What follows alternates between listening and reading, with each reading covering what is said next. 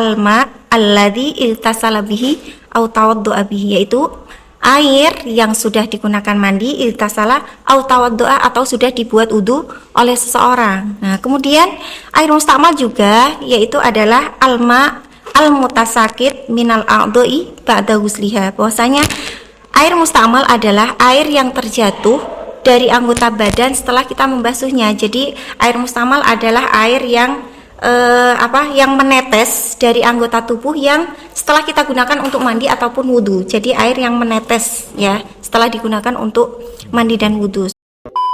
Alma al-baqi, ya kan? Alma al-baqi fil ina laisa minal mustakmali, gitu ya. Air yang masih ada di jeding tidak masuk kategori apa? Air mustakmal. Audio Jungle.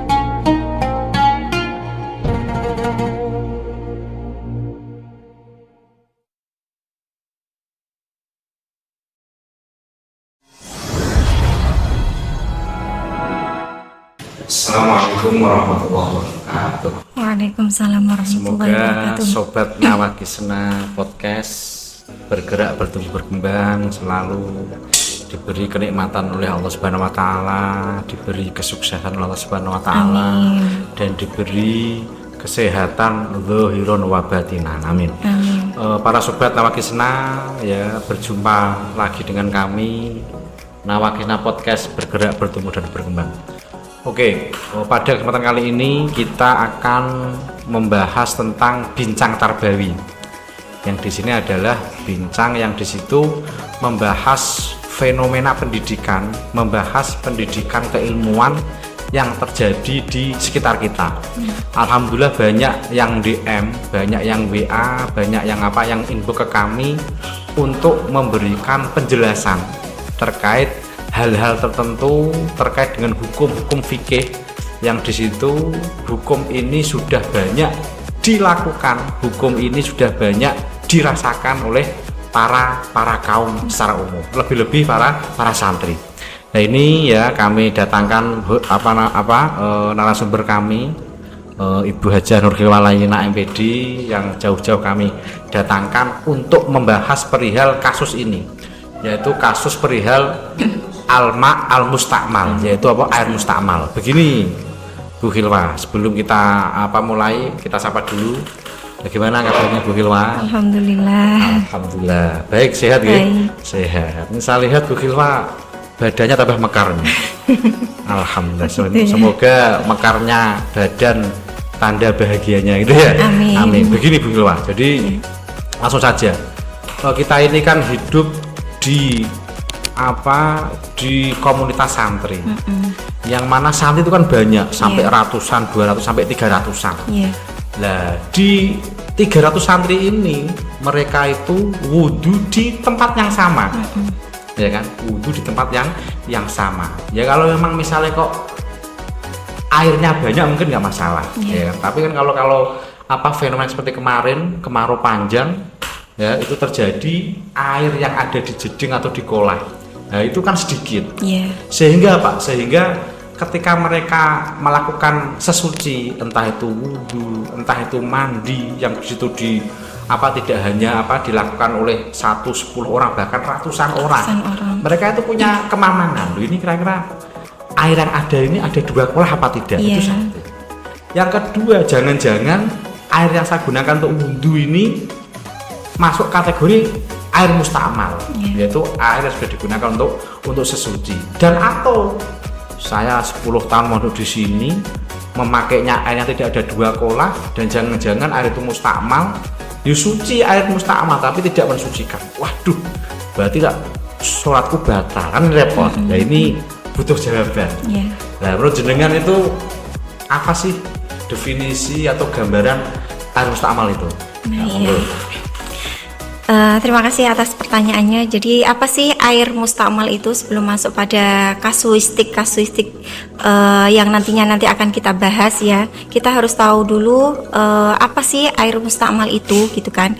Jadi air mustakmal itu adalah air yang sudah digunakan untuk mandi dan sudah digunakan wudu oleh seseorang. Jadi air yang sudah digunakan mandi dan sudah digunakan wudu, yaitu sudah dinarasikan dalam kitab kuning bahwasanya al-ma'ul musta'mal adalah al-ma' alladzi iltasala bihi au tawaddu'a bihi, yaitu air yang sudah digunakan mandi, iltasala au tawaddu'a, atau sudah dibuat wudu oleh seseorang. Nah, kemudian air musta'mal juga yaitu adalah al-ma' al-mutasakit minal a'dha'i ba'da ghusliha, bahwasanya air musta'mal adalah air yang terjatuh dari anggota badan setelah kita membasuhnya. Jadi air mustamal adalah air yang yang menetes dari anggota tubuh yang setelah kita gunakan untuk mandi ataupun wudhu. Jadi air yang menetes ya setelah digunakan untuk mandi dan wudhu, seperti itu. Nah, jadi di sini walaisa huwa al-ma'u al-baqi fil ina. Adapun air yang tersisa di tempat wudhu atau mandi yang mana seseorang itu menyelupkan tangannya di tempat wudhu tersebut, maka tidak dihukumi air musta'mal, itu alladzi yaghtarifu al-insanu minhu. Jadi air yang masih ada di dalam bak, yang mana air itu juga orang-orang menyelupkan tangannya, itu tidak dihukumi air musta'mal, seperti itu. Jadi sudah jelas ini. Jadi memang air musta'mal tadi ya didefinisikan sebagai bentuk al-ma'ul ladzi ihtasala bihi al-insanu aw tawaddu'a bihi, yaitu air yang menetes dari digunakan untuk mandi ataupun wudu. Artinya apa ya? Artinya berarti air yang ada dalam kolah itu tidak dikategorikan sebagai air musta'mal gitu ya. Namanya tadi dikatakan walaisa huwa al-ma'u al-baqi fil ina. Berarti air yang masih di jeding atau di kolah itu tidak masuk kategori apa? Air yang musta'mal. Soalnya apa? Soalnya itu ya air independen gitu ya, bukan dari tetesan ya kan wudu yang sudah kita gunakan. Gambaran umum seperti itu. Lalu kemudian misalnya ini ya kan, ya kalau memang air baknya banyak airnya mungkin aman ya kan, yang banyaknya plak-pluk ya kan, selesai. Alma al-baqi ya kan, alma al-baqi fil ina laisa minal musta'mali gitu ya. Air yang masih ada di jeding tidak masuk kategori air musta'mal. Lah misalnya kan banyak orang itu kadang kolahnya ada kerannya, mereka wudhu langsung ditadangi langsung tes langsung. Ada juga yang langsung membasuh wajah itu langsung celupin gini, air nggak langsung gini ya kan. Jadi kepala masuk, tangan masuk, sehingga yang tadi dikatakan al-ma'u al-mutasakit itu minal a'dha'i ba'da ghusliha, al-ma' al-mutasakit atau air yang netes dari anggota tubuh kita itu tidak menetes keluar, tapi justru menetes ke dalam. Nah, ketika seperti itu bagaimana? Kalau memang mutawaddi al-awwal atau orang yang wudhu yang pertama mungkin aman, soalnya itu air mutlak mungkin. Nah, terus yang kedua, yang ketiga, yang keempat, yang notabene air itu sudah tersentuh atau sudah diceceri dengan air musta'mal, itu gimana nasibnya? Atau mungkin ada cara lain agar air yang di jeding itu tidak menjadi musta'mal, itu bagaimana? Ini menurut Imam Syafi'i ya. Menurut Imam Syafi'i bahwasanya di sini diterangkan bahwasanya al-ma'ul musta'mal adalah ma'un qalil iltarofa minhu biduni niyatil iltiraf inda iradatil ghuslil yadaini bi an yaksuda naklal ma'i min inaihi li ghusliha kharijahu. Jadi air musta'mal menurut Imam Syafi'i adalah air yang sedikit, yang mana seseorang menyelupkan sesuatu tanpa adanya niat digunakan untuk sesuci, itu namanya air musta'mal. Jadi keterangan di sini bahwasanya air sedikit tidak dianggap musta'mal ketika seseorang menyelupkannya ketika hendak berwudu. Itu niatnya hanya tangan ini mencelupkan hanya sebagai alat bantu atau alat peraga untuk membasuh muka seperti lalu terus jadi seperti itu kan banyak santri santri ya, mungkin kalau santri-santri yang sudah dewasa, sudah mondok 3-4 tahun mungkin bisa. Artinya apa? Artinya mereka ngambil nyelupe tangan, kalau kemudian dia membasuh muka di luar. Ya kan? Artinya tetesannya di luar, tidak di dalam. Ya, kalau memang airnya tidak aman. Ini kan kita bahas musim kemarau kemarin yang notabene airnya tidak ada dua kolah ya. Nah itu gimana? kalau emang nyiumnya gini, ya kan, nah, terus di luar mungkin aman, ya kan? Artinya ketika ikhtisal itu khorijal ina, ya kan, aman. Lalu kemudian menyikapi misalnya anak-anak kecil itu, mereka wudhu biar padahal nggak ada 2 kolak.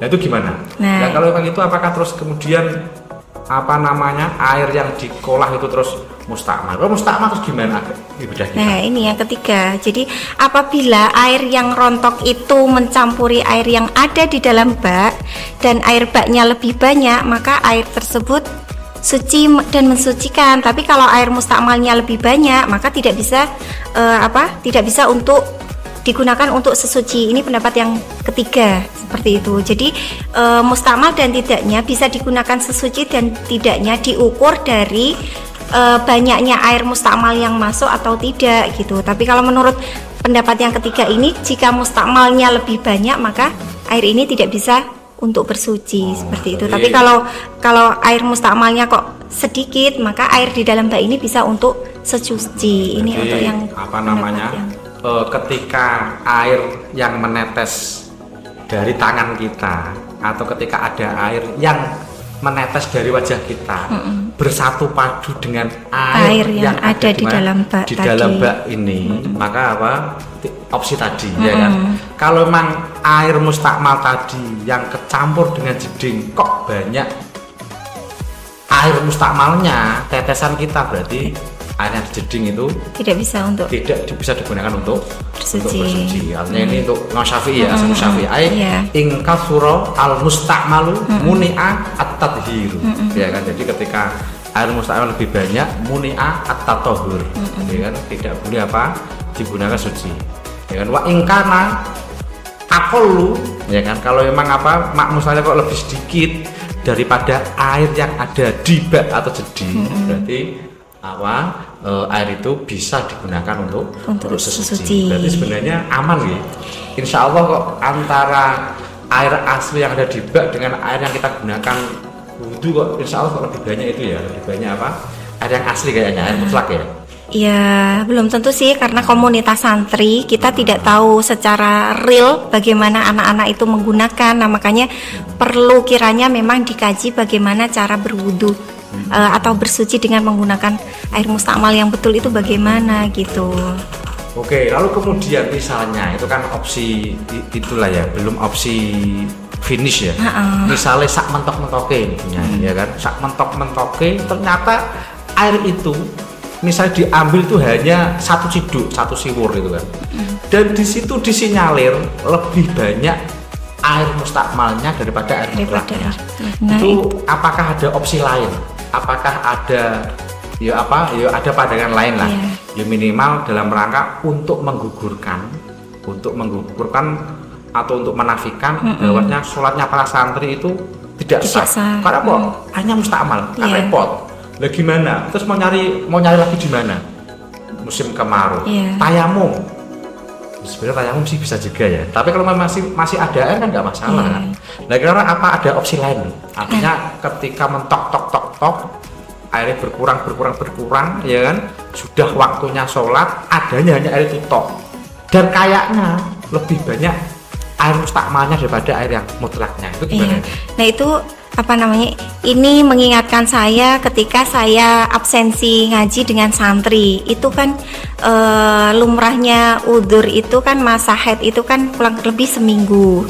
Nah, Mbak ini tuh sampai ada satu santri yang memang udzurnya itu terlalu lama, sehingga saya tanya, loh Mbak, kenapa nggak ngaji-ngaji gitu kan? Kemarin sebenarnya 2 hari kemarin udah waktunya suci tapi nggak ada air gitu kan. Makanya saya kasih tahu, nah pakai opsi terakhir ini. Nah, bagaimana dengan kondisi yang air yang sedikit sehingga mereka tetap bisa bersuci gitu. Nah, ini opsi terakhir dari awal, kedua dan ketiga tadi ya. Kita sudah tahu air mustakmal 3 versi tadi. Kemudian yang terakhir bahwasanya kita memakai opsi terakhir, air mustakmal tetap bisa digunakan untuk menghilangkan hadas kecil dan hadas besar, seperti hadis Nabi bahwasanya innal ma'a tahurun la yunajjisuhu syai'un. Nah, hadis ini menunjukkan bahwasanya sesungguhnya air itu suci.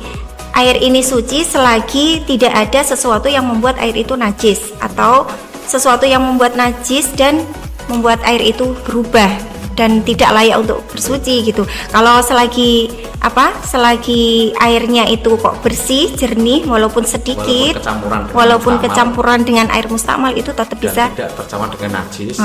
Tidak. Maka itu adalah suci dan ini menurut Imam Maliki gitu. Menurut Imam Maliki lah. Iya. Ini solusi terakhir Iya. ya. Innal ma'a tahurun la yunajjisuhu syai'un. Apapun bentuk air entah dari langit atau dari bumi itu tahurun. Jadi tahurun itu ya suci dan mensucikan. Selama apa? La yunajjisuhu syai'un. Selama tidak ada sesuatu yang menajiskan. Artinya apa? Tidak ada najis yang mencampuri air itu. Kalau sebatas tetesan air bekas wudhu kita berarti tidak masalah. Terus dalam usul fikih itu al-ma'u idza lam yataghayyar lam yatanajjas. Air itu ketika tidak berubah ya kan, maka air itu tidak akan najis. Jadi demikian para pemirsa Nawakisna ya. Jadi artinya bentuk-bentuk kekhawatiran dari para santri yang di situ khawatir ini nggak sah sesuci kita, ini bagaimana nggak ada air, nggak bisa wudhu, nggak bisa mandi, itu sudah terjawab. Ya kan? Satu ember pun kan masih bisa untuk sesuci satu ember kan. pun bisa sesuci Ketika kita sesucinya pakai siwur, kemudian dibilasnya di luar. Tapi langsung cukup Nggak bisa. Mungkin nggak bisa. Nah, maka caranya seperti itu. Ada beberapa hal tadi sudah ada masalah, ada solusi awal, solusi yang kedua, solusi yang ketiga, dan serah kita, ya kan. Dan ini menjadi bentuk bahwasanya memang Islam itu rahmatan lil alamin. Islam itu memberikan pandangan yang tayasur atau muyassar. Islam itu al-Islamu dinun yusrun. Islam itu agama yang mudah. Artinya apa? Apapun bentuk masalah yang kita hadapi pasti ada solusi.